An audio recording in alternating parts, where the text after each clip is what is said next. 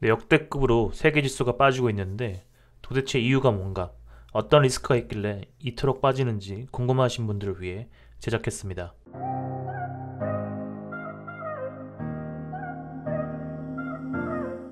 계속 하락 진행 중인데 낙폭이 굉장히 컸던 사례들을 봐도 이런 하락의 역사랑 비교해도 뭐 엄청나게 빠지고 있죠. 하루에 뭐 10%씩은 쉽게 빠지고 있는데 상당히 괴로운 상황이죠.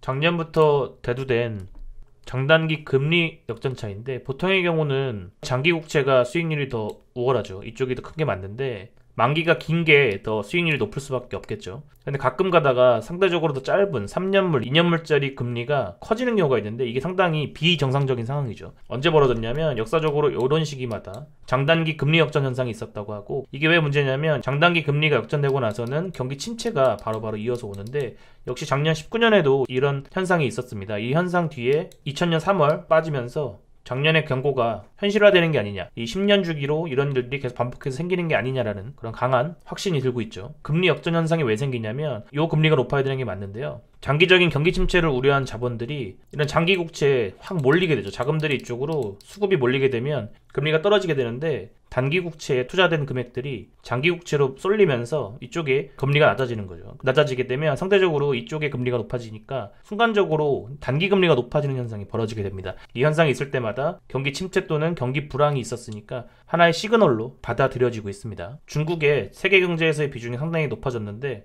이 높아졌기 때문에 코로나19의 유행으로 경제 성장률이 상당히 하회해서 예상치가 수정됐죠. 해도 좀 너무 빠지는 감이 있어서 전체적인 흐름을 보면 이렇게 되죠. 이 9.11 테러부터 메르스 사태, 신종 코로나 요 사태까지 있는데, 이 파란색 선 보면 이게 MSCI 전세계 지수. 메르스 같은 경우도 고점에서 좀 밀려 나오게 차익 매물이 나오게끔 했다는 거고, 신종 코로나도 마찬가지죠. 상당히 지수가 많이 올라온 상태에서 차익 매물을 나오게 하는 그런 재료가 되지 않았나 생각이 듭니다.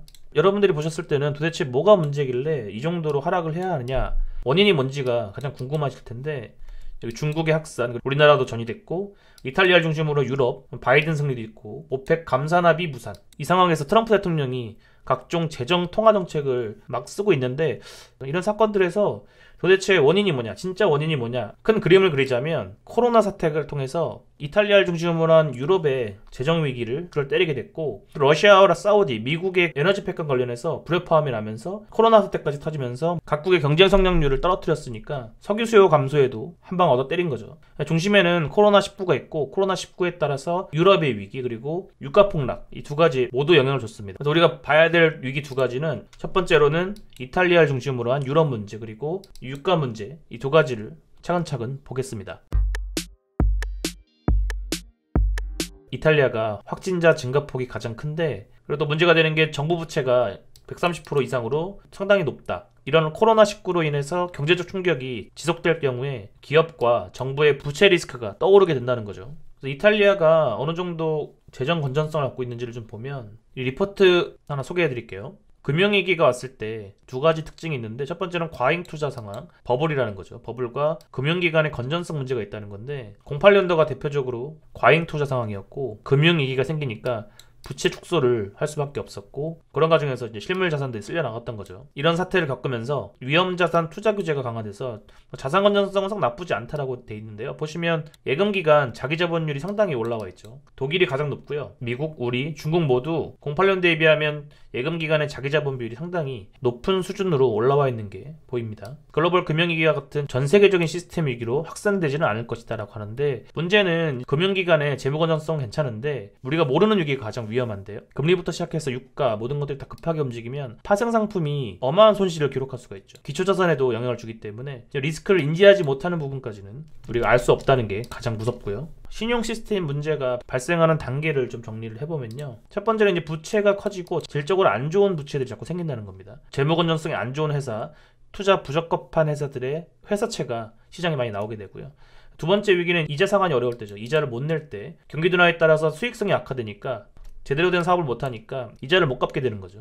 지금 2단계까지는 와 있는 것 같고요. 가장 위험한 건 세 번째인데, 롤오버가 안 됐을 때, 투기 등급 회사채의 만기가 도래했을 때 연쇄적으로 금융기관까지 리스크가 전이가 되는 거죠.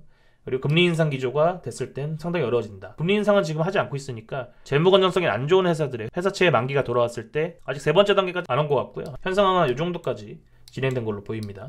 이쪽까지 가면 이제 걷잡을 수 없이 금융위기까지 생기는 거죠. 세 번째 단계만 보겠습니다. 세 번째 단계에 이제 08년도 사례가 대표적으로 나오는데, 금리를 아무리 인하한다고 해봤자 만기 연장이 어려우니까 금융기관들까지 리스크가 전이될 수밖에 없는데요. 미국을 중심으로 우리도 지금 금리를 계속해서 인하하고 있어서 이 정도까지 문제는 안 될 것 같긴 한데, 현재로서는 두 번째 단계인 수익성 악화, 이자를 좀 내기 어려운 그런 기업들이 좀 생깁니다. 다시 이탈리아 얘기로 돌아와서, 이탈리아 같은 경우는 지금 급속도로 확진자 수가 늘고 있는데, 문제는 이탈리아의 GDP 대비 정부 부채가 130% 정도 되거든요. 지금 이 파란색 줄 보면 거의 130%에 육박하는 그런 부채를 가지고 있고, 유로존에 비해서 상당히 높죠. 정부의 부채 문제가 생길 수 있겠고, 상대적으로 독일께 더 안전성을 가지고 있다고 볼 수 있죠.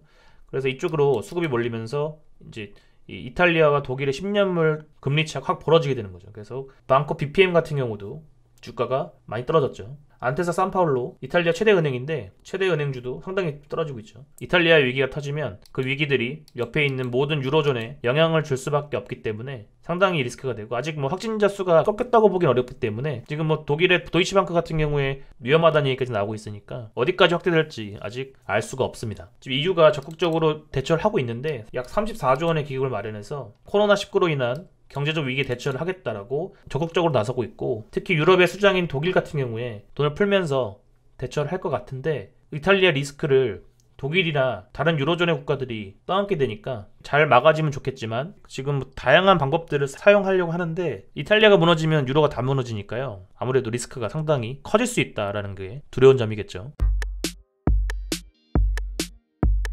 여기서부터 시작하죠.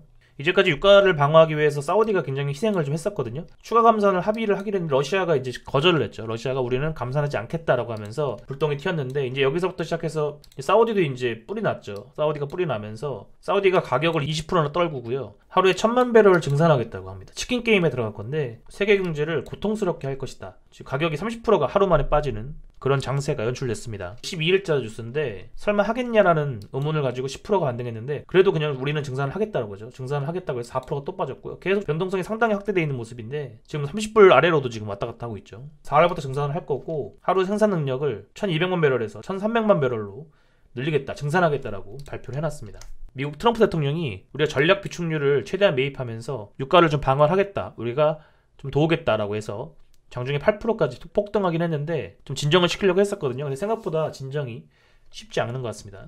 이 유가 전쟁이 왜 문제가 되냐면, 석유를 생산하는 기업들의 영업이익부터 시작해서 재정 상태에 문제를 주게 되는데요. 9일부터 12일까지만 해도 에너지 기업들 주식이 평균 16% 빠졌고요. 유가가 불안하게 날뛰니까 신흥국 통화 같은 경우는 통화 가치가 평가 절하됐고, 안전자산으로 분류되는 엔화 같은 경우에는 절상됐죠. 유가 불안정은 전 세계적인 통화 시장에도 영향을 주게 됩니다. 어디까지 이제 이 사태가 번질 수 있냐면, 이게 가장 문제인데요. 유가 급락으로 인해서 셰일 업체들이 파산할 경우 금융기관으로 리스크가 확산될 수 있다는 거죠. 단순하게 셰일 업체들이 망한다 이런 문제가 아니라, 유가 전쟁을 하고 있는 상태에서 또 코로나19의 확산으로 각국의 성장도 둔화됐고요. 그러면 또 석유 수요가 둔화되니까 저금리 기조하에서 트리플 B 등급의 회사채 발행이 많았었는데, 실적이 악화되면 평가 등급이 강등되죠. 강등되면 더 위기를 겪게 되고요. 대표적으로 08년도 거만 들여다보면 이렇습니다. 반복적으로 계속 경고를 한다는 건데, 3개사에서 투자 동결을 했고요. 손실 확대로 투자금 회수 요청했었고, 신용평가사에선 주요 은행의 신용등급을 하향 조정했고요. 그리고 리만 브라더스가 파산하면서 주가는 아주 지옥을 갔는데, 이런 문제가 약이 될 수 있다는 거죠. 셰일 업체들의 문제뿐만 아니라 금융기관들까지 줄줄이 엮여서 위험해질 수 있다는 거죠. 사우디 같은 경우에는 저유가 기조에서 그래도 유가를 방어하기 위해서 그나마 좀 애를 썼는데, 러시아가 감산 합의에 거부하면서 가격 인하도 때리고요. 4월 두바이유 평균 단가가 이렇게 할인해서 판다는 거고, 증산까지 하죠. 공급까지 늘리기 때문에 원래는 하루당 90만 배럴이 초과 공급되어 있는 상황이어서 안 그래도 유가가 안 좋았는데, 이에 3배에 해당되는 물량이 더 더해진다는 거죠. 이러면 유가가 계속해서 하방 압력을 받을 수밖에 없습니다. 가격을 떨구면서 가격 인하까지 해주면서 치킨 게임에 들어갔고요. 스윙 프로듀서 역할을 했었는데 계속 가격 조정을 하기 위해서 손해를 감수하면서까지 그렇게 했는데, 이제는 그냥 싸우자는 거죠. 기존에 요만큼씩 회색 막대만큼의 초과 공급이 예정돼 있었는데, 이 파란색만큼이 초과 공급이 더해진다는 거죠. 이렇게 더해지게 되면 유가는 떡락할 수밖에 없고요. 이 떡락하게 되면 이 피해가 셰일 업체들로 전이가 될 수 있다는 거죠. 자, 이 문제가 왜 문제가 되냐면 지금 6대 셰일 생산 지역의 평균 손익분기점이 32에서 57달러 수준인데 지금 유가를 30불 이하로 막 때려버리니까 모두가 수익 내기가 어려운 상황이죠. 2월 미국의 원유 생산량이 셰일 오일이죠. 역대 최고치로 뽑아냈고 원유 공급에 대한 점유율도 이러한 외형적 성장을 하기 위해서 투기 등급의 하이힐드 채권을 많이 발행했는데 이 부채 규모가 많이 올라왔다는 거죠. 셰일 업체들이 도산하는 문제가 아니라 이 하이힐드 채권을 매입한 주체나 금융회사들의 상당히 어려움이 전가될 수 있기 때문에 리스크가 굉장히 커질 수 있다는 거죠. 이 좌측에 있는 밴드가 손익분기점인데 지금 국제유가가 이 아래로 가게 되면 치킨 게임 양상으로 가게 되면 이 셰일 기업들이 적자를 감수하면서까지 생산을 해야 된다는 얘기고 오펙 플러스는 유가를 안정시키는 동안 미국이 셰일 오일들을 계속 뽑아내면서 원유 생산의 상당 부분의 파이를 가져가려고 했던 거죠. 그러다 보니까 당연히 부채를 이용한 레버리지를 사용했고요. 이건 예견된 싸움이다라고 보는 게 뭐냐면 작년 하반기부터 오펙은 원유 생산을 감산하면서 유가 방어를 좀 하려고 했는데 미국은 그렇지 않았다는 거죠. 미국은 계속해서 생산량을 늘려나가면서 서로 심기를 좀 건드렸던 부분이 있고요. 떨어져 있으면 뭐 경기 침체 수준까지 내려와 있다는 겁니다. 이렇게 다이아몬드백 에너지 주가 계속 떨어졌고요. 그러니까 이제 하이힐드 에너지 옵션 조정 스프레드도 상당히 급등했다는 얘기입니다. 리스크가 증대됐다는 얘기고요. 러시아 같은 경우는 루블화가 평가절하되면서 어느 정도 유가 하락을 방어하고 있는데 사우디 리알화 같은 경우엔 달러가 묶여 있으니까 고정 환율을 사용하고 있기 때문에 유가 하락을 그대로 얻어맞을 수밖에 없는 거죠. 사우디뿐만 아니라 중동 국가들은 상당한 재정적인 어려움을 겪게 될 가능성이 큽니다. 장기화되면 그렇겠죠. 하이힐드 스프레드 순간적으로 급등했기 때문에 리스크가 커진 상황이고요. 뭐 파산까지는 아직 뭐 나오진 않지만 이 파산 위험까지 생각을 하게 되면 그 영향력이 어디까지 갈지 좀 암담한 상황이죠. 치킨 게임의 장기화보다는 봉합 가능성에 더 큰 무게를 둔다는 건데요. 러시아와 합상 가능성을 열어뒀고요. 그리고 오펙과의 정책 공조를 계속 하겠다라는 거고 사우디 역시 화석연료를 볼모로 해서 강경책을 그렇게 오랫동안 유지하겠냐, 미국이랑 러시아랑 좀 합의를 잘 하면 좋은 그림으로 마무리하지 않나. 이 극단적인 저유가 기조가 계속 이어진다면 모두에게 좋을 순 없겠죠. 정리하면 이 코로나19 문제가 이탈리아를 때리고요. 전 세계 국가들의 경제 성장률을 악화시켰으니까 이 원유 수요에도 또 영향을 줬고 한 번 더 때린 셈이죠.